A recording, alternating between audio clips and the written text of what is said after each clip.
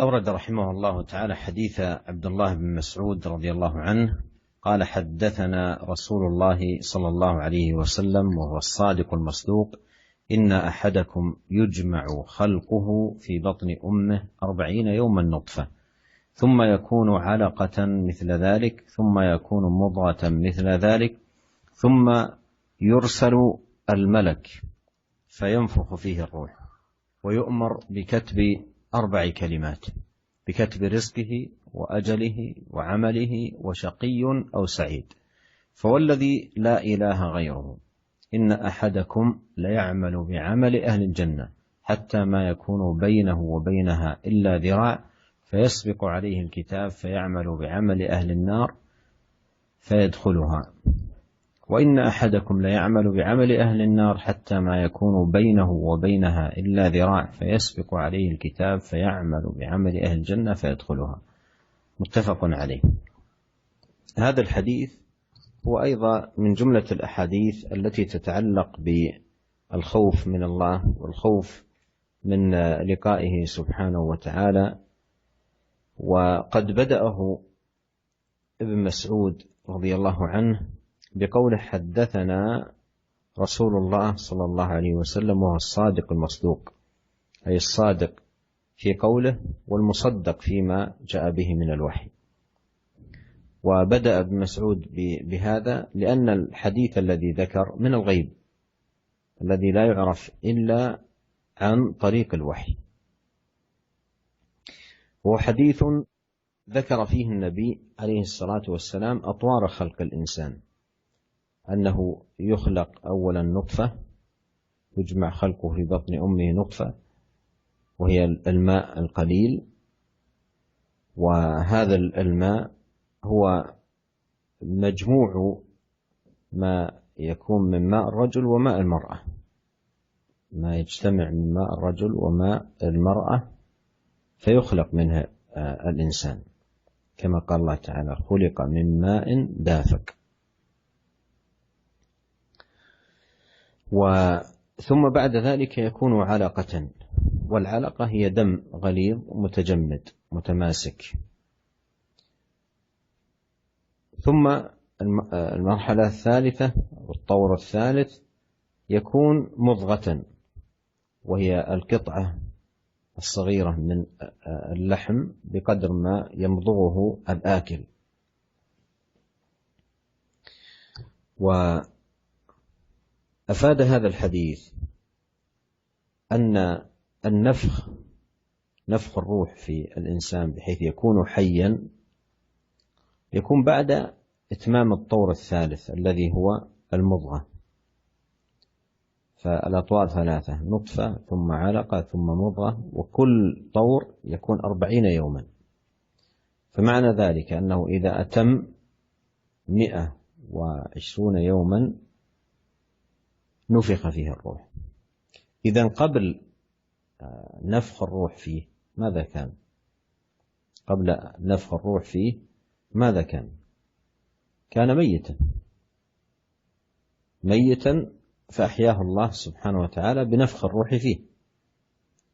والقرآن دل على أن الإنسان له حياتان وموتتان. قالوا: ربنا أمتنا 2 وأحييتنا 2. الموتة الأولى هي هذه قبل النفخ الروح في الإنسان،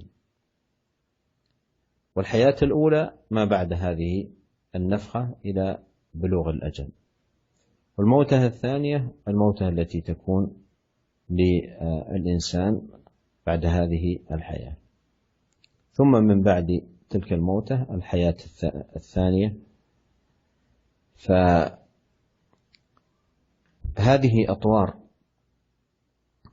أطوار خلق الإنسان كما هو مبين في هذا الحديث.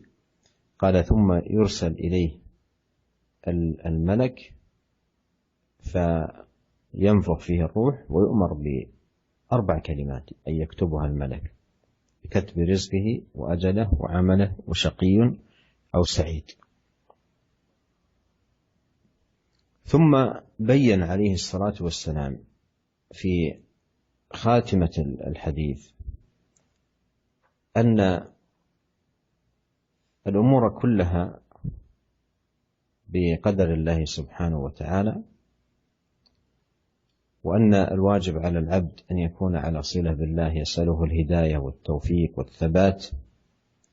فأقسم بالله قال: فوالله الذي لا إله غيره إن أحدكم ليعمل بعمل أهل الجنة حتى ما يكون بينه وبينها إلا ذراع فيسبق عليه الكتاب فيعمل بعمل أهل النار فيدخلها، وإن أحدكم ليعمل بعمل أهل النار حتى ما يكون بينه وبينها إلا ذراع فيسبق عليه الكتاب فيعمل بعمل أهل الجنة فيدخلها. وهذا فيه الخوف من سوء الخاتمة والعياذ بالله، وهذا أمر يجب أن يخاف منه العبد، أن يخاف من سوء الخاتمة ويسأل الله أن يثبت على هذا الدين إلى أن يموت، ويأخذ بالأسباب، أسباب النجاة بحسن العمل وحسن الإقبال على الله، والبعد عن أن يكون يبطن شيئا من النفاق أو نحو ذلك، لأنه والعياذ بالله هذا من أسباب سوء الخاتمة، كما جاء في بعض روايات الحديث: إن أحدكم ليعمل بعمل أهل الجنة فيما يبدو للناس، يعني أما قلبه فشيء آخر. فينبغي على الإنسان أن يكون في قلبه خوف من الله، وخوف من عقابه، وخوف أيضا من الخاتمة السيئة، ويسأل الله سبحانه وتعالى أن يثبت على الحق والهدى، وأن يجاهد نفسه على البعد عن كل ما يسخط الله جل وعلا ويغضبه. Para pendengar yang dirahmati oleh Allah Subhanahu wa taala. Kemudian kata Imam Nawawi rahimahullah, wa ammal ahaditsu fa katsiratun jiddan. Adapun hadis-hadis tentang khauf kepada Allah maka sangatlah banyak. Fanadhkuru minha tarafan wa billahi taufiq. Kami akan menyebutkan sebagian dari hadis-hadis tersebut dan hanya Allah lah yang memberikan taufik kepada kami. Hadis yang pertama yang beliau bawakan adalah hadis dari Abdullah bin Mas'ud radhiyallahu ta'ala anhu, sahabiyun jalil, di mana beliau berkata, haddatsana Rasulullah sallallahu alaihi wasallam wa huwa shadiqul masduq. Rasulullah sallallahu alaihi wasallam telah menyampaikan kepada kami, dan beliau adalah yang jujur, yang benar dan dibenarkan. Inna ahadakum yujma'u khalquhu fi batni ummihi 40 yawman nutfah. Sungguhnya salah seorang kalian diciptakan dalam perut ibunya selama 40 hari berupa nutfah, berupa cairan. Thumma yakunu 'alaqatan mithla dzalik. Kemudian setelah itu 40 hari pula seperti darah. Thumma yakunu mudghatan mithla dzalik. Kemudian 40 hari lagi setelah itu seperti segumpal daging. Thumma yursalul malak. Kemudian diutuslah malaikat kepada dia. Fayanfukhu fihi ruh. Kemudian malaikat tersebut meniupkan ruh terhadap janin tadi. Wa yu'maru bi arba'i kalimat. Kemudian malaikat diperintahkan oleh Allah Subhanahu wa taala untuk mencatat 4 perkara. Bikatbi rizqihi wa ajalihi wa amalihi wa syaqiyyun aw sa'idun. Untuk mencatat rezeki janin ini, ajalnya, amalannya, apakah dia celaka ataukah dia bahagia masuk surga. Kemudian kata Nabi sallallahu alaihi wasallam, "Fawalladzi la ilaha illa ghairuh." Demi zat yang tidak ada Tuhan sesembahan selainnya. Inna ahadakum la ya'malu bi amali ahlil jannah. Sungguhnya salah seorang dari kalian sungguh-sungguh akan mengerjakan perbuatan penduduk surga. Hatta ma yakunu bainahu wa bainaha illa dhira'. Sehingga jarak antara dia dengan surga hanyalah tinggal sehasta. Fayasbiqu alaihil kitab. Kemudian karena didahului oleh Alkitab, oleh takdir, fayamalu bi amali ahlin nar. Maka dia pun di akhir hayatnya mengerjakan pekerjaan atau amalan penduduk neraka jahanam. Fayadkhuluha. Kemudian dia pun meninggal dan masuk dalam neraka jahanam. Wa inna ahadakum la ya'malu bi amali ahlin nar. Dan sungguhnya salah seorang dari kalian sungguh-sungguh benar-benar akan mengerjakan amalan perbuatan penduduk neraka. Hatta ma yakunu bainahu wa bainaha illa dhira'. Sehingga jarak antara dia dengan neraka hanyalah tinggal sehasta. Fayasbiqu alaihil kitab. Akan tapi sudah kedahuluan takdir. Fayamalu bi amali ahlil jannah. Ya, maka dia pun mengerjakan perbuatan penduduk surga. Fayadkhuluha. Maka dia pun masuk dalam surga Allah Subhanahu wa taala. Hadis ini hadis yang diriwayatkan Imam Bukhari dan Imam Muslim. Para pendengar yang dirahmati oleh Allah Subhanahu wa taala, hadis ini termasuk dari hadis-hadis yang berkaitan dengan rasa takut kepada Allah Subhanahu wa taala. Dan Dalam hadis ini Ibnu Mas'ud radhiyallahu taala anhu mengatakan, ya, haddatsana Rasulullah sallallahu alaihi wasallam wa huwa shadiqul masduq. Telah menceritakan kepada kami Rasulullah sallallahu alaihi wasallam dan dia adalah as-shadiq al-masduq. As-shadiq yang jujur artinya dia adalah dalam perkataannya selalu benar. Wal masduq dan dibenarkan artinya Rasulullah sallallahu ya tatkala menyampaikan wahyu selalu dibenarkan. Kenapa Ibnu Mas'ud radhiyallahu taala anhu membuka hadisnya dengan mensifati Nabi dengan shadiqul masduq, yang benar dan dibenarkan? Karena hadis yang akan beliau sebutkan adalah tentang perkara gaib. Tentang perkara gaib yang tidak mungkin diketahui perkara gaib tersebut kecuali dari jalan wahyu. Ya, karena dalam hadis ini Nabi sallallahu alaihi wasallam menyebutkan tentang tahapan-tahapan penciptaan. Rasulullah sallallahu alaihi wasallam menyebutkan ada 3 tahapan penciptaan. Yang pertama, kata Nabi sallallahu alaihi wasallam, ya fi batni ummihi 40 yawman nutfah. Yang pertama, janin itu pertama kali dalam perut ibunya dalam bentuk air selama 40 hari. Yaitu air yang tercampur dari air lelaki dan air wanita. Kemudian tersimpan dalam rahim seorang wanita selama 40 hari. Kemudian setelah itu Nabi sallallahu alaihi wasallam mengatakan tsumma yakunu 'alaqatan mithla dzalik. Kemudian setelah itu, setelah dari berupa air berubah menjadi segumpal darah, yaitu darah yang pekat dan saling lengket darah tersebut. Kemudian setelah itu kata Nabi sallallahu alaihi wasallam, "Tsumma yakunu mudghatan mithla dzalik." Setelah itu, setelah 40 hari berikutnya, maka berubahlah darah tadi menjadi segumpal daging, ya, dan itu juga selama 40 hari. Setelah itu baru kemudian dikirim malaikat kepada janin tersebut untuk meniupkan ruh kepada janin tadi. Hadis ini menjelaskan kepada kita bahwasanya proses peniupan ruh kepada janin manusia itu dilakukan setelah sempurnanya tahapan yang ketiga. Dan setelah kita ketahui dalam hadis ini bahwasanya setiap tahapan 40 hari. Artinya setelah terselesaikan 3 tahapan berarti setelah 120 hari baru kemudian ditiupkan ruh. Ya. Oleh karenanya janin sebelum ditiupkan ruh, apa posisinya sebagai apa, statusnya? Janin tersebut masih mayat, belum ada ruhnya. Dan inilah yang dikenal dengan mayat atau kematian yang pertama. Ya, sebelum ditiupkan ruh, maka janin dalam bentuk mayat kematian yang pertama. Yang ini disebutkan oleh Allah dalam Al-Qur'an. Rabbana amatana thnatayn wa ahyaytana thnatayn. Amatana thnatayn wa ahyaytana thnatayn. Ya, kata mereka, ya Allah, sungguhnya engkau telah menghidupkan kami, telah mematikan kami 2 kali, dan engkau telah menghidupkan kami 2 kali. Ya, kematian yang pertama, ya ini selama 3 tahapan, 120 hari sebelum ditiupkan roh. Ini kematian yang pertama. Kemudian muncul kehidupan yang pertama. Kapan kehidupan yang pertama? Setelah ditiupkan roh, setelah 120 hari diutuslah malaikat untuk meniupkan roh. Maka hiduplah manusia tersebut, sampai kapan? Sampai tiba ajal kematiannya. Ya. Begitu tiba ajal kematiannya, dia masuk pada kematian yang kedua.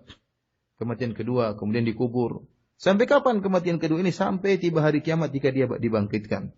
Setelah dia dibangkitkan, maka timbullah kehidupan yang kedua, kehidupan yang abadi di hari akhirat kelak. Nabi SAW menyatakan, ya, "Tsumma yursalul malak, fayunfakhu fihi ar-ruh, wa yu'maru bi 4 kalimat." Kemudian diutuslah malaikat. Kemudian meniupkan ruh. Kemudian malaikat tersebut diperintahkan untuk mencatat 4 perkara. Ya. Dicatat untuk mencatat rezekinya, ajalnya, amalnya, bahagia ataupun celaka. Kemudian Nabi SAW menjelaskan di penghujung hadis ini bahwasanya segala perkara yang terjadi sesuai dengan takdir Allah Subhanahu wa taala. Ya, dan yang wajib bagi seorang hamba hendaknya senantiasa menjalin hubungan dengan Allah Subhanahu wa taala, senantiasa khawatir dengan kondisinya, tidak tahu apa yang akan dia mengakhiri hayat kehidupannya. Oleh karenanya Nabi sallallahu alaihi wasallam di akhir hadis ini pun bersumpah dengan nama Allah, "Fa walladzi la ilaha ghairuh." Dengan demi zat yang tidak ada sembahan selain Allah Subhanahu wa taala. "Inna ahadakum la ya'malu bi amali ahli jannah." Sungguhnya salah seorang dari kalian benar-benar akan mengerjakan pekerjaan penduduk surga. Hatta ma yakunu bainahu wa bainaha illa dhira'. Sehingga jarak dia dengan surga hanyalah tinggal sehasta. Faisbiqu alaihi alkitab fa ya'malu bi amalin ahli nar fa yadkhuluha. Kemudian dia kedahuluan takdir Allah dan di akhir hayatnya dia mengerjakan perbuatan kemaksiatan, perbuatannya penduduk neraka, maka dia pun masuk dalam neraka. Dan sebaliknya, ada salah seorang dari kalian akan benar-benar mengerjakan amalan penduduk neraka, bermaksiat terus kepada Allah, sampai jarak antara dia dengan neraka tersebut hanyalah tinggal sehasta. Kemudian dia didahului oleh takdir, kemudian dia pun di akhir hayatnya mengerjakan amalan penduduk surga, maka dia pun masuk dalam surga Allah Subhanahu wa taala. Oleh karenanya hadis ini menumbuhkan rasa takut kepada diri seorang hamba. Rasa khawatir akan tertimpa dengan su'ul khatimah. Seorang hamba tidak tahu bagaimanakah akhir hidupnya, dan dia harus senantiasa khawatir dengan su'ul khatimah. Dan dia hendaknya senantiasa berdoa kepada Allah agar diberikan sabat, diberikan ketegaran hingga kematiannya. Dan dia berusaha untuk mengerjakan sebab-sebab yang bisa mendatangkan keselamatan. Itu dengan beramal soleh, menjauhkan diri dari kemaksiatan, ya. Dan hati-hati jangan sampai dia menyembunyikan kemunafikan dalam batinnya, menyembunyikan perkara yang buruk dalam batinnya.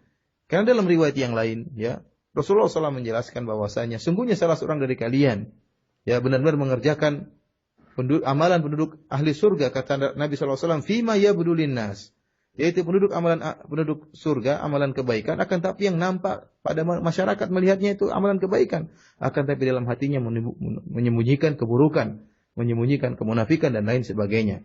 Yang sifat seperti ini, menyembunyikan keburukan dalam hati, merupakan salah satu sebab timbulnya su'ul khatimah. Oleh karenanya seorang hendaknya berdoa kepada Allah Subhanahu wa taala agar terhindarkan dari su'ul khatimah dan dianugerahkan husnul khatimah.